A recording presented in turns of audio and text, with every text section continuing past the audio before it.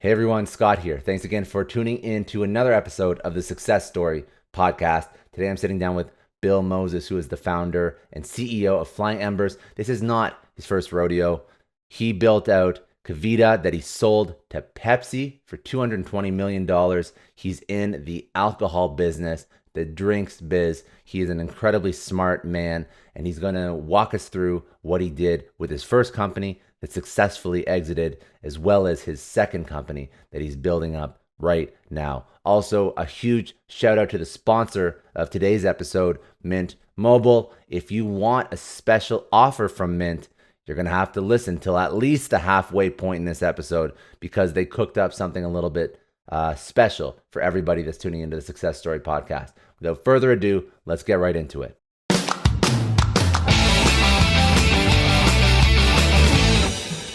All right, thanks again for joining me. Today I'm sitting down with Bill Moses, who is the founder and CEO of Flying Embers, a better for you alcohol platform. This includes hard kombucha, seltzers, beers.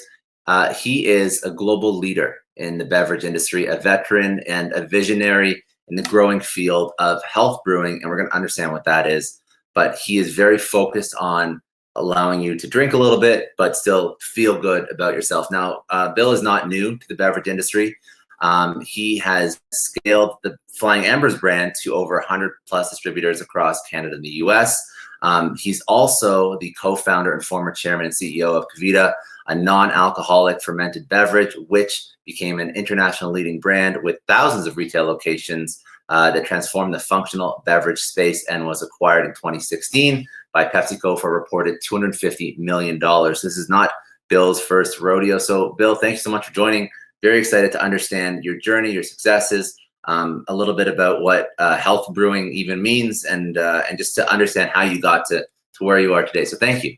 Sure. Yeah. So, I think what people are looking for today are beverages across, all formats and all categories that really do something for you. Really, kind of have something that's beneficial to you. So what I did, what we're doing here, is creating an alcohol platform across different, categories that really, Yeah. when you drink it, you really have, excuse me, have some benefits that that make you feel good about drinking.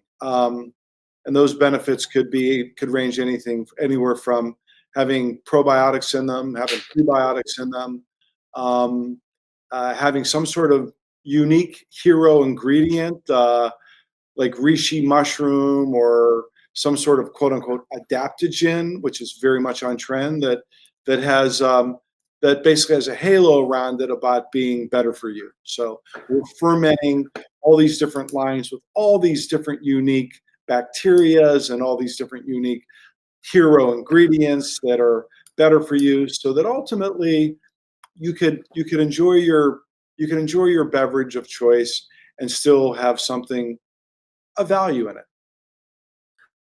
it. And help me understand who starts a beverage business and thinks, not only am I going to try and figure out how to build a brand and sell alcohol or seltzer or kombucha or whatever it is, but also I'm going to figure out how to safely incorporate health ingredients, maybe go into a market that is emerging but isn't solidified yet. These are all this is a lot of variables, and business is not easy, right? So No, yeah. Look.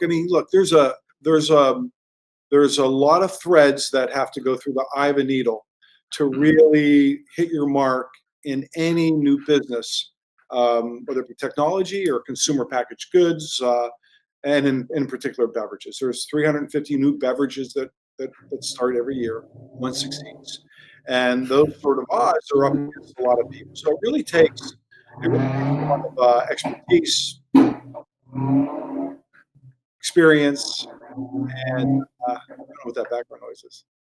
Did you yeah, hear? no, I'm sorry. I'm this is working from home. There's a really loud motorbike going down my street. Oh, This okay. this is our new reality. Okay. So anyway, so what's it take to it? Yeah, really. So back to, it takes a lot of many threads to go through the eye of a needle to make Yeah. any new business work. And I think, as I was saying, you know, um, um, let's just you got something good there. I'm just gonna kind of lost my train of thought. Let's see. No, so it takes a lot. It takes a lot to make it takes a lot to make You got any business really excel to work. right, right. Um, But so you are ignoring. You're going against the grain. You're trying all these different things. Maybe it's because you're experienced. Maybe it's because you've sort of excelled in this area before. Why is it okay? Let's say like why is this important to you? Right? Why this and not just launching another liquor brand or another alcohol brand or another beer brand? Why is that important? yeah, the reason I'm doing what I'm doing now, the what's important to me is really to provide an offering to consumers that is not ordinary. And so it's got to be extraordinary, and something Hmm. that really could have something distinguishable about it that really makes it part of current trends. And right now, trending in the consumer packaged good, food and beverage, or foods and drinks that are really better for you. So Yeah. I really wanted to land there in a way that would differentiate us, make us stand out, and appeal to the millennials and to others that are really focused on these sorts of things that are really important to them. And what we wrap around product, that product mission, is our purpose. And Hmm. our purpose is also that we give 1% of our revenues to first responders. Since Flying Embers, the name originated from at the time the biggest North American fire in 2017. The brand was birthed out of that. So our purpose is to give back to the firefighters. So you take a unique product, you take something that is really on trend that appeals to the millennials that's growing, and you wrap purpose around it. And those are some of the threads that you need to pull through the eye of the needle to create a product that really resonates with consumers. And then you have Hmm. business. Once you have that, then you have the business of execution, which is another whole journey. Now you've obviously figured and crossed some of these hurdles already in your past roles in life. So walk help me. We've sort of jumped right into Flying Embers. I want to understand you and your background and even how you grew the first or perhaps not the first business, but when we speak about we're speaking about a Kevita. Was that the first thing you did out of university? What's your professional? Sure, sure. So I came out of college and I did a exchange. During college, my junior year, I was over in the south of France and I lived with a garage winemaker and I got a little experience of what it Hmm. looks like to ferment beverages. Came back to the U.S., graduated at the University of Virginia, went into and I really just went to New York and was looking for a job, and I ended up getting into the management trainee program of a company called Bear Stearns, which was a investment house. And Yeah. I learned the capital markets, I learned business, I learned how to capitalize an enterprise. So one part of my work experience was understanding how to raise money, how to manage dilution, how to put together a board of directors, and how all those important components of putting together the financial plan came together. So I did that on Wall Street. I worked as an investment banker and ended up leaving that after 12 years of working and living in New York City to starting different companies, including a joint venture with in China. In 30 years ago, with the Chinese Academy of Sciences, we actually started the first computerized airline reservation system in the PRC long time ago. Did so I had many different iterations of my career that really built my toolkit of finance, my toolkit of operational experience, my toolkit of marketing experience. And so, it really afforded me an opportunity to have a running start um, at my life stage in going into beverages. So all that kind of accumulated into into that. And of course, I also then, before I got into Kevita, I had my own certified organic winery, which was the first at the time in California, um, back in 2000. And so there I learned to ferment. I learned to understand about marketing and alcohol product, and at that time, a better for you alcohol product. Anyway, you wrap that all together and you sprinkle a little bit of hard work and commitment, and here you are. So It's no, it's an interesting story. I just like understanding because everybody's path to entrepreneurship is so different. right. Like there's some like you got all the formal training and then you pivoted a little bit later in life compared to somebody who's right out of, university and they just learn by failing again and again and again. Like so, it's just interesting. I find and part of this podcast is speaking about, what you're doing and what Flying Embers is, but I also like to like pull out some of those like this is one way to do it, but it's not the only way. This is another way to do it. Right, right. So where is so walk me through where Flying Embers is right now. What have you brought it to? Where do you want to take it? Sure. So, I think, I really brought it to a place where we built a national platform. We've got distribution all across the US. Now that the distribution network is built, we now, we put different product lines into the pipeline, both into retail and in direct to consumer. And we really begin to curate and cultivate which are sellers and which aren't, and then begin to apply marketing and sales behind that to Mm. build it out nationwide and to really get the consumer to be aware of it and then to pull it off shelf. So that's really where we are right now. Do you find that because you mentioned before that there's so many different products that go to market every year. Is it particularly difficult to launch an alcohol brand against some of the most established? Because I don't see a ton of new alcohol brands Well, it's much harder. taking the shelf. Yeah, no, the non-alc world, there are a lot less barriers to entry for Mhm. beverage. But when you get into beverages, you have alcohol, you really have to go through what's called a three-tier system where you have to go to a distributor that has an alcohol license that then can go to a retailer.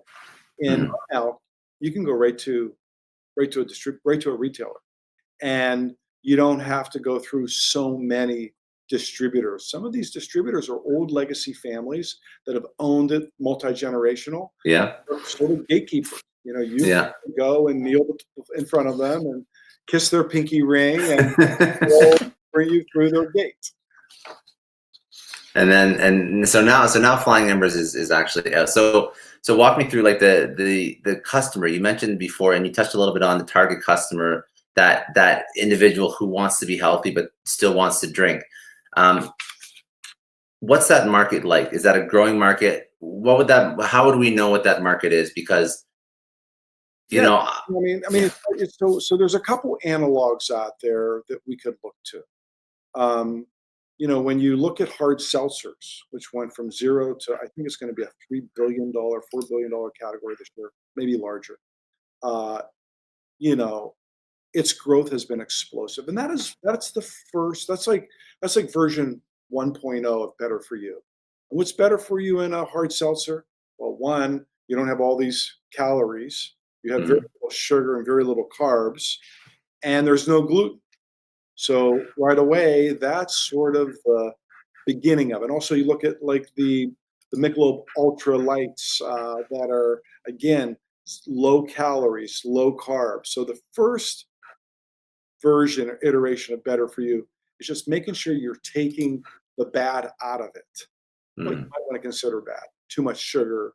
People are concerned about their carbohydrate intake. They don't want to drink those. They want to eat carbs. And then of course gluten. Some people have a problem with gluten and whatnot. So you take all that out, and that's an offering. Where I want to go with it is not only version 1.0, but version 2.0, which is you not only take out what's good, but you ferment in there what's better for you. And those are those hero ingredients and other sorts of bacteria that is actually better for you and beneficial. So at the end of the day, that's where I want to play. And some of those ingredients. Um, So it makes sense to take out the bad for you ingredients. That makes a ton of sense for me because it's like down to very, I guess, superficial things like, you don't want to, like you mentioned, you don't want to drink your carbs, you want to eat them. And I think that everyone's sort of acclimated to those kinds of drinks. But what are the better for you ingredients that people should be consuming that perhaps are not? And this is like a great way to get it into them. So Yeah, what are some of those hero ingredients? yeah, sure. I mean, I think there's many of them. So there's different kinds of bacterias that make up fermented beverages that are that are more distinguishable and better than others. So that's the first thing. So some of those bacteria, some of those different forms of bacteria. So all fermented drinks, all malt, all beers are fermented with some sort of bacteria and yeast. So if you use a Hmm. kind of bacteria and a certain kind of yeast, it's just better for you. So we use a Bacillus coagulin, which is a bacteria in ours, which is really good for for yourself. We use in some of our drinks we have uh, some sort of adaptogens called reishi and lion's mane. So they're mushrooms, mushroom based. So mushrooms right now are very on trend, and they're being proven to be very much better for you. Yeah. Um, Is it like mental or physical, like the benefits? Physiological. Okay. Adaptogens are known to, and these fall under the category of adaptogens, and they really go to where your oxidized stress is on the cellular level, Hmm. and really helps prevent oxidized stress in your cellular level.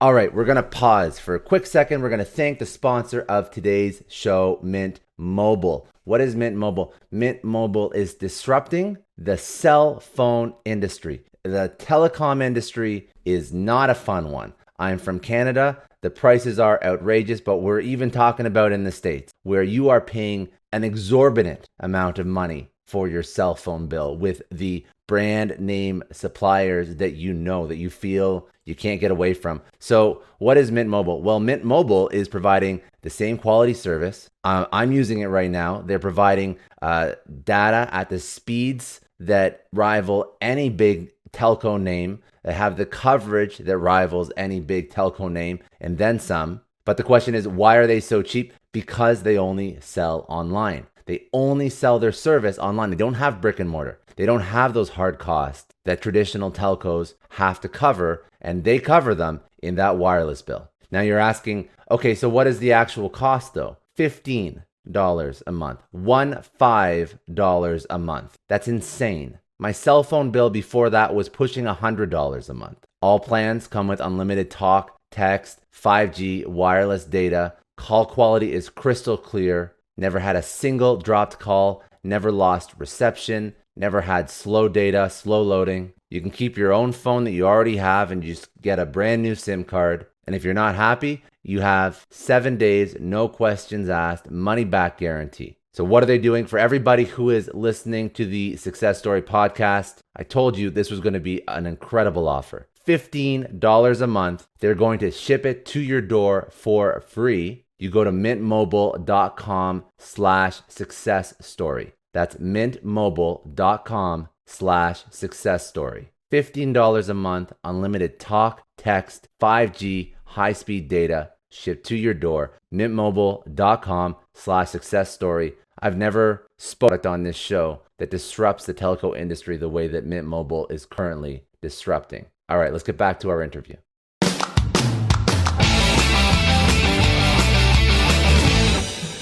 What I am curious about, just on more of a commercial side, you grew your first company, Kevita, which was it was probiotics, but what's the proper terminology for it? You said a fermented beverage. Um, when you grew that, have you noticed that the industry has matured? Is it easier to build a business based on health drinks, or are we still somewhat late in adopting this trend? No, I think the trend is still very much on a steep incline. I mean, when I started Kevita, uh, we started with a sparkling probiotic drink that was a fermented beverage. Then we went to an apple cider vinegar drink. We all know that apple cider vinegar, if you drink it, could be better. Then we went to Mhm. a non-alcoholic kombucha beverage, all non-alc. And at the time, we were one of the early folks in. There was one, maybe two brands that were out there. And what we did was we decided to go and spend money to go national really quickly, Mhm. gain shelf space. So, I think one part of the lesson is to be first could be great. To be early is essential. So we weren't first, but we were early. And the guys that go first oftentimes spend a lot of money. They oftentimes could be the number one leading brand, but oftentimes the learnings and the challenges you get being first, you could learn Mhm. from being second. So as it relates to that first company, we were one of the first early pioneers, and we learned a lot, and we really grabbed share quickly when share was available to be captured. When the retailers and the consumers were saying, "Hey, we want more of this," but there wasn't a lot of offerings. So getting there first, making sure you're early enough so that you could build your brand before it gets crowded. That's smart. Yeah. Yeah. So so that's also another really, really interesting point. How do you spot those trends so that you're early enough on that you can get on board, Right. but you're not too late? There's really in food and beverage, there's a couple of ways that you do. If you shop at the natural grocer, the Whole Foodses or the Sprouts or whatever it might be in the local co-op, when you go in there, the people that read labels, that do the research, that are really considered early adopters, show up there and begin to buy stuff off shelf, that you begin to see what's really trending. And if in one category you see that this particular cacao is selling a lot, then in this category, that cacao is a particular, or goji or chia or whatever it might be, is all of a sudden something that's beginning to get on trend. So Mhm. you really have to have visibility into areas and where shoppers go and do early shopping, and then have an insight around, oh, with this trend I'm seeing, I could puzzle something together to make a product that's new, innovative, different, but yet leverages what's currently becoming on trend with regard to ingredients. And that sort of is how you do it, how I do it. And you mentioned one other thing that I thought was interesting. With Kevita, you said you started with one beverage and I'm not sure if you added or you pivoted, but how do you know, or how do you deal as you're working in such a fast moving environment, when to pivot, when to double down, when to add a new product line? What drove those decisions?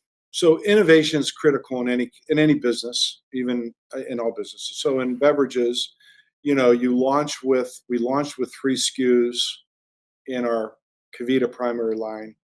We went to 6 SKUs. We went to 9 SKUs and going to 9 different discrete offerings. We started realizing some were working, some weren't. We'd innovate, change, pull some, push some. We would get to a place where innovation was exhausted with that particular line. But we did notice that in other fermented kinds of beverages, there was opportunity. So we went from a probiotic fermented line to an apple cider vinegar. So we were watching that apple cider, people were taking shots of apple cider vinegar. Yeah. That's what do they do? And then all of a sudden, oh, we can make a beverage that's not as tart, but just as much. So then we were like, let's keep innovating. Let's keep taking more share. And so then that's when we didn't pivot, but incrementally added that line. And then finally, we added the kombucha line, the non-alc kombucha line, which ended up becoming one of the biggest for us, which was our third. Again, by seeing what was trending out there and what was going on. And yeah, Hmm. so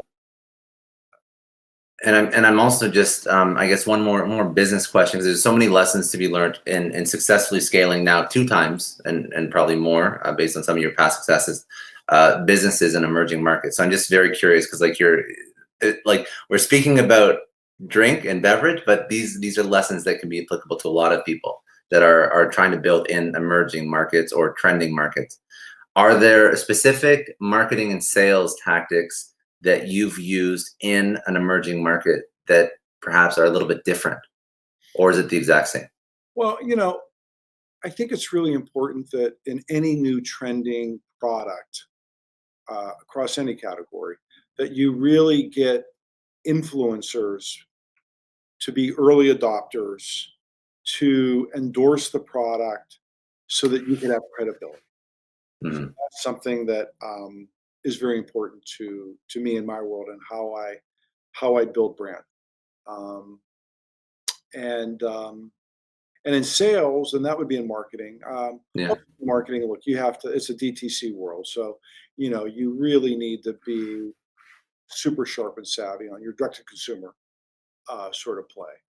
Um, and then I think on the sales front, you have to understand that when you're growing you have a large selling organization, um, that you've got a forward spend in order to ensure that you could continue to drive growth by having selling personnel out there, but you don't want to forward spend too much too soon on a sales organization where it's overly burdensome and your burn rate, your cash flow gets impaired because Mhm.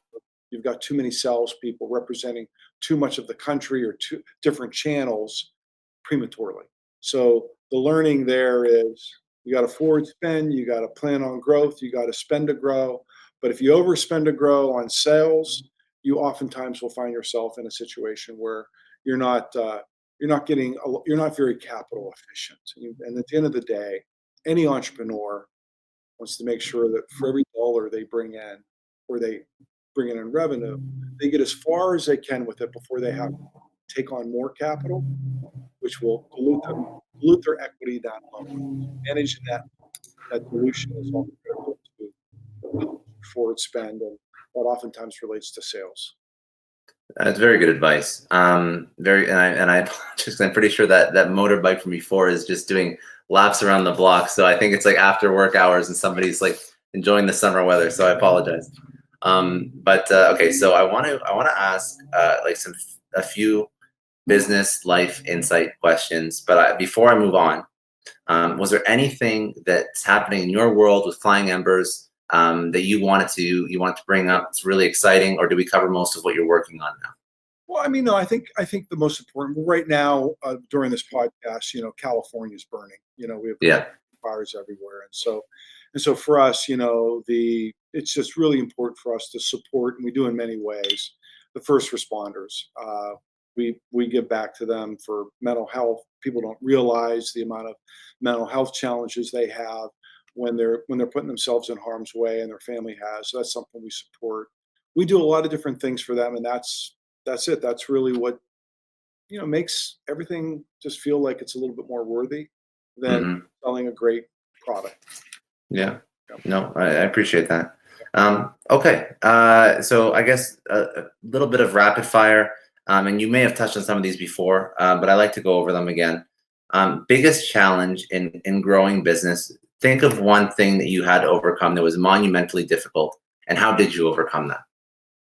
Well, yeah. So I think I think the biggest thing that I had to overcome was to innovate a method of manufacturing that would give us intellectual property so that we could develop a product that was so unique and different that enabled us to have a competitive advantage. So, specifically, how did we make a shelf stable beverage that was never pasteurized? So, Mhm. so right now, consumers, when things are pasteurized, they're like, it's all killed, it's dead, it's not really, for those that are really into this better for you space. So we Yeah. had to innovate a method of manufacture where we can make a brew and not have to pasteurize it, and yet it still be stable enough so that we could ship it around the country and it could end up on the floors and case stacks or displays in a way that wasn't an issue for quality standards. That was really the biggest thing that challenge that I had to overcome to be where I am today. And the other question that I really like to bring out, where do you, as CEO and serial entrepreneur, where do you go to stay on top of things? Where do you go to learn? It could be in relation to your business, or it could just be professional growth. Yeah. No, I mean, listen, I mean, in every industry, you have trade shows. You Mhm. have thought leaders that are someone you look up to or a peer, and staying in communication, being well read with the rags, the industry and trade rags, is absolutely vital. When I worked on Wall Street, the Wall Street Journal every day was one's, something you had to read. For me, every day there's several different journals and rags I read. The trade shows you gotta go to, you gotta shake hands, you gotta meet people, network, and talk, communicate, ask questions. That's it. That's Good. Easy, simple. Common sense isn't common. So no, it's very good advice. What's what's one thing in the better for you space that you're investigating that isn't mainstream yet that you're interested in? That's a great question. Well, there's an idea around these, wine spritzers have gotten very popular, Hmm. and there's an opportunity to make and one of the great things about traditional red wine is that it's got resveratrol in it, and it's got also polyphenols in it. These are like the things that make red wine like really, really good, really better for you. And so, but that never really translated in any sort of wine spritzer. So I'm really looking at how to make a wine spritzer with all the punch, better for you punch, and that's really flavorful that you get out of a heavy, big, bottle of wine, Yeah, but in a light format. So that's one thing I'm looking to do. very cool. And that just is that just like R&D? Like this is like leading edge stuff. Like nobody else does this, right? Okay, so you're all It's right. it's a lot of R&D. We have we invest a lot in R&D. I think it's really important. One lesson that you would tell your younger self. Boy, that's great. My younger self would be, I think really find, so I've had a journeyed professional career, and it would probably be find really your bliss. Find what you really, really love to do. Oftentimes we end up doing things because, opportunity, um, need of making money, and I think ultimately really being aware and in touch with what you really resonate with, what really turns you on, and find a way to get to that space sooner rather than later. And for many, it's a long journey, and some never get there, and some get there too late. So I would say Mhm. early on, identify what that is if you can, and do everything you can to get there sooner in life. That's what I tell my younger self. And then the last question, and then I'll get some info from you where people can go and check out the Flying Embers, where they can go check out the website, your social.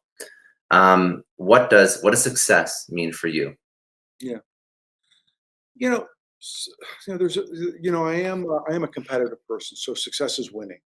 So Hmm. success is really for me um, superlative execution. So in this game of business entrepreneurship, no matter what it is, you've got to execute on a plan. And if you execute on a plan, you're gonna you're gonna win. You're gonna succeed. And so that execution of plan is what really I think is how I define myself as successful, and that'll result in more people buying the product, more money coming in, maybe eventually selling the company, whatever. But it all comes down to the chess game, the, the crafting of the plan so that you can execute it. That's for me. I think that's it. I like that. Yeah. I love it. Every time I ask that question, there's another answer, and they're all great. Like all these answers are great, but that's a very fun answer. I think that we think the same way. Because I really enjoy it. It's the game. It's like the pursuit of the next and figuring it out and connecting the dot. Like it's a lot of fun. Like business is a lot of fun, and when it comes together, Yeah, it's a it's really even more fun. Rubik's cube, and it's not, and everything that goes into getting it right is it, for me anyway. Yeah. Yeah, cool. Okay. Most importantly, where do people go buy Flying Embers? Where do people connect with you online? Where can they go? Well, yeah, well, flyingnumbers.com, obviously, you can come to. We're in Publix, we're in Harris Teeter, we're in Whole Foods, we're in Wegmans, We're in Vaughn's. We're in Sprouts. We're in Albertsons. We're in a lot. We're in Total Wine. We're in Bevmo. So all these places you can find us. I think probably the best national footprint would probably be Whole Foods right now. Okay. But yeah, thanks.